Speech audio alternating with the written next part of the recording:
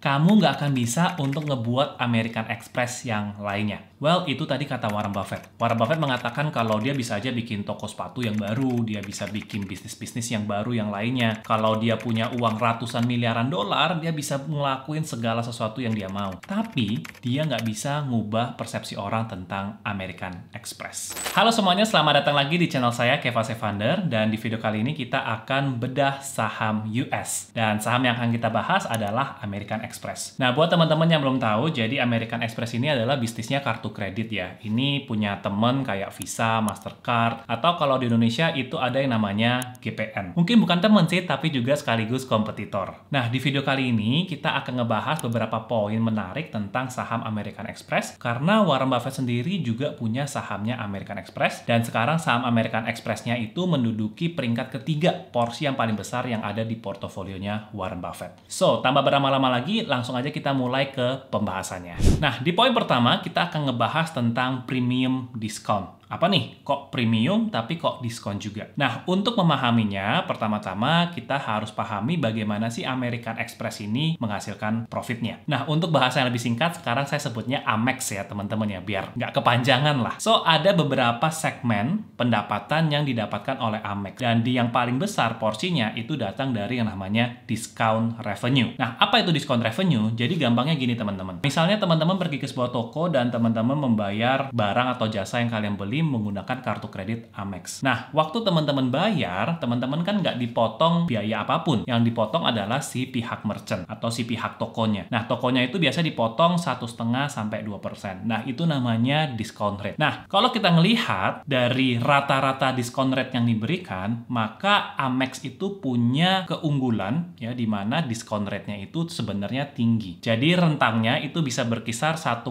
sampai 3,3% dan rata-ratanya itu ada di sekitar 2,3%. Jadi kalau kita transaksi pakai Amex, maka toko yang menerima Amex itu akan dipotong 2,3%-an lah kurang lebih. Nah, angka 2,3% ini tinggi teman-teman. Kenapa? Karena kalau kita bandingkan dengan kompetitornya antara Mastercard dan Visa, maka Visa dan Mastercard ini punya range discount rate yang kurang lebih itu lebih rendah daripada Amex. Jadi positioningnya Amex ini dia punya premium discount rate di merchant. Lalu kenapa toko-toko juga masih mau terima Amex? Nah, ini yang menarik. Meskipun Amex ini nge-charge fee yang mahal ke toko, tapi toko-toko juga masih mau untuk terima pembayaran dari Amex. Nah, salah satu alasannya itu karena customer-customernya Amex yang punya kartu kredit Amex ini spending power-nya itu lebih tinggi daripada rata-rata. Bahkan di websitenya American Express sendiri, mereka ngeklaim kalau customernya Amex itu rata-rata kurang lebih 3 kali lipat. Ya, spending power-nya itu lebih tinggi daripada kompetitornya. Nah, ini juga ada satu research, tapi ini research-nya memang udah agak lama, tahun 2015-an dari Morgan Stanley. Karena saya nyari yang riset terbaru nggak ketemu-ketemu. Jadi ya udah saya gunakan yang tahun 2015, tapi saya rasa juga kesimpulannya akan sama aja. Dan di grafik ini teman-teman bisa lihat kalau pemegang kartu Amex itu spendingnya atau pengeluarannya itu lebih banyak daripada yang megang kartu Visa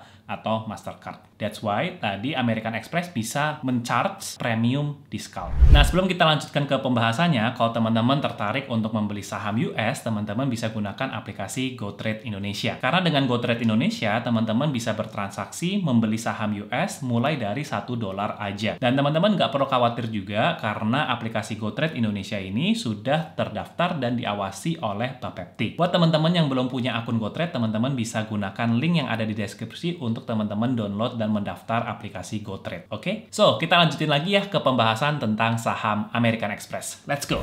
Nah, di poin yang kedua, kita akan ngomongin bahwa American Express ini nggak cuma sekedar card business atau cuma bisnis kartu kredit aja. Kalau kita balik lagi ke revenue breakdown dari Amex, maka teman-teman bisa lihat nomor 2 posisinya ada yang namanya net interest income alias pendapatan bunga. Nah, ini yang membedakan antara Amex dengan kompetitornya Visa atau Mastercard, di mana Amex ini juga merupakan sebuah bank. Nah, untuk memahami hal ini, kita coba lihat ke bagian berikut ini. Jadi, waktu kita bertransaksi di sebuah toko, setidaknya ada minimal 4 pihak yang terlibat. Pertama, kita sebagai pemegang kartu kredit, dan kedua, toko. Nah, ketika kita bayar menggunakan kartu, biasakan kartu ini kita punya karena kita menjadi nasabah di sebuah perbankan, alias issuernya adalah perbankan. Tapi biasanya contohnya misalnya kartu kredit dari bank A, ujung-ujungnya di bawah kanan biasanya ada logo Visa atau Mastercard. Nah, ini adalah sebagai yang ngeproses transaksinya. Nah, biasanya waktu kita bertransaksi di toko, bisa aja kita gesek kartu kredit A tapi di mesin dari bank B. Jadi, ada yang namanya merchant bank, pihak kelima. Bisa aja sih kita transaksi bank A dengan menggunakan EDC atau mesin dari bank A juga. Maka dalam hal ini, cardholder bank dan merchant banknya itu sama.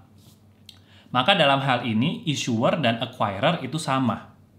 Maka dalam hal ini, issuer dan acquirer ini sama. Nah, uniknya untuk Amex menggunakan sebuah sistem yang namanya closed loop, di mana cuma ada 3 pihak. Ya, ini umumnya terjadi di Amerika ya. Kenapa? Karena antara cardholder, kita sebagai pemegang kartu Amex, dengan toko yang ngeproses transaksi adalah American Express-nya langsung. Karena Amex ini yang ngeproses transaksi dan sekaligus mereka juga adalah bank, di mana mereka bisa memberikan kredit kepada pemegang kartu Amex. Tapi kalau Visa dan Mastercard, Visa dan Master ini nggak memberikan kredit ke pemegang kartu. Tapi untuk Amex bisa menjadi lender alias pemberi kredit kepada si pemegang kartu. So, itu tadi poin nomor 2, sekarang kita masuk ke poin nomor 3. Tadi kita udah ngomongin revenue, sekarang kita lihat ngomongin cost. Nah, di bagian cost, salah satu penyumbang cost terbesar adalah dari yang namanya card member rewards. Ya, alias ini adalah hadiah bagi pemegang kartunya Amex. Jadi setiap kita bertransaksi dengan Amex, kita itu kan pasti dapat poin kartu kredit ya. Dan biasanya poin-poin itu kita bisa tukerin untuk berbagai macam reward. Misalnya buat kita terbang gratis, menggunakan pesawat, bisa nginep di hotel, dapat airport lounge, dan segala macam lah. Nah, makanya ini menjadi salah satu penyebab spending power-nya pengguna Amex itu tinggi-tinggi banget. Karena reward-reward yang diberikan oleh Amex itu rata-rata cukup eksklusif. Makanya Amex sendiri menyebut bisnis model mereka itu sebagai spend-centric model. Maka Amex menargetkan orang yang bisa melakukan spending yang besar, spending yang sering gitu ya. Tapi supaya mereka bisa melakukan spending yang banyak dan sering, mereka juga memberikan reward kepada mereka.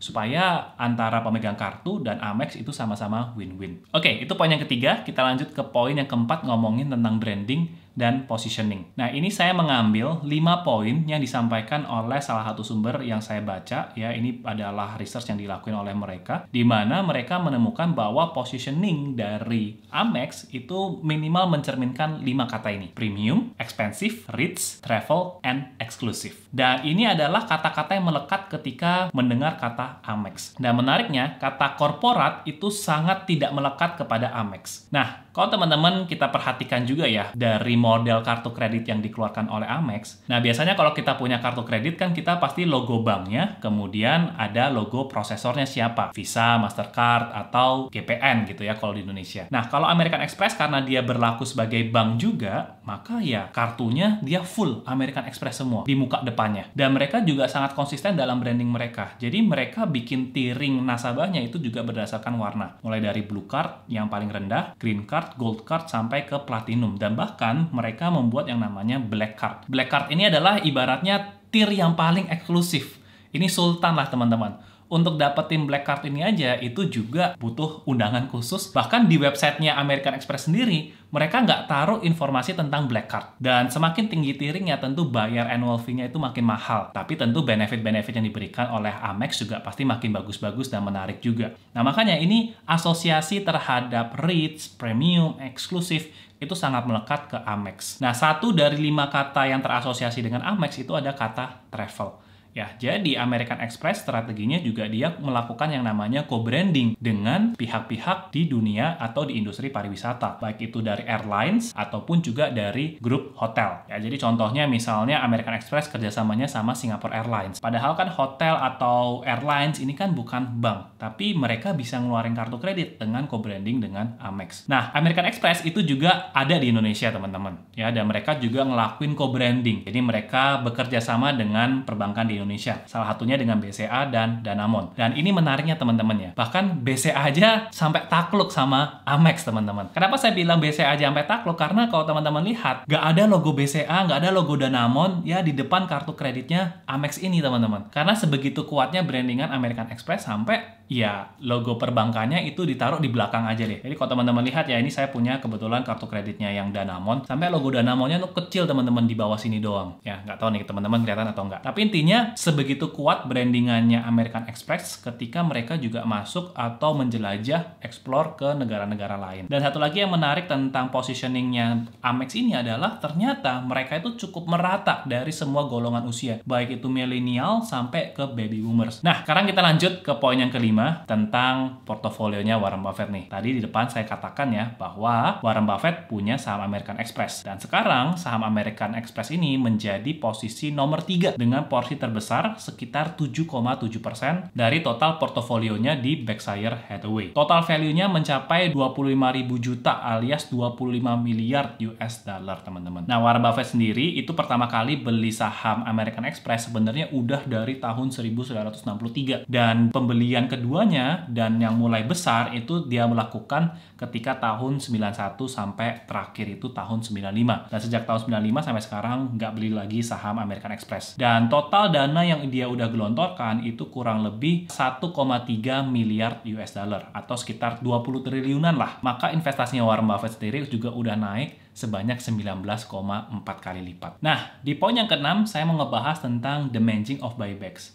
Kenapa? Karena waktu Warren Buffett beli di tahun 95 saham American Express ini, Warren Buffett itu punya 10% dari sahamnya Amex. Tapi tanpa pembelian lagi, di tahun 2023 ini sekarang Berkshire itu pegang 20% sahamnya Amex. Kok bisa? That's why because of buyback effect. American Express sendiri itu company-nya ngelakuin buyback secara terus-menerus dari tahun 95 sampai tahun 2022 terakhir. Nah, efek dari buyback ini nggak cuma sekedar porsi kepemilikannya juga naik, tapi jumlah earnings setiap sahamnya itu juga bisa makin naik dan bahkan bertumbuh bisa lebih cepat. Nah, maksudnya gini, kalau teman-teman perhatikan, ini adalah figur dari pertumbuhan net profit. Secara jangka panjang memang net profitnya terus tumbuh dengan rata-rata kisaran 4,9%. Kalau jumlah lembar sahamnya sama, maka pertumbuhan EPS itu juga akan sama. Tapi karena ada buyback, maka earnings per share-nya atau laba bersih per lembar saham itu naiknya bisa lebih cepat pertumbuhannya. Dengan pertumbuhan EPS yang lebih cepat, tentu saham tersebut bisa lebih diapresiasi sehingga harganya bisa lebih cepat untuk naik.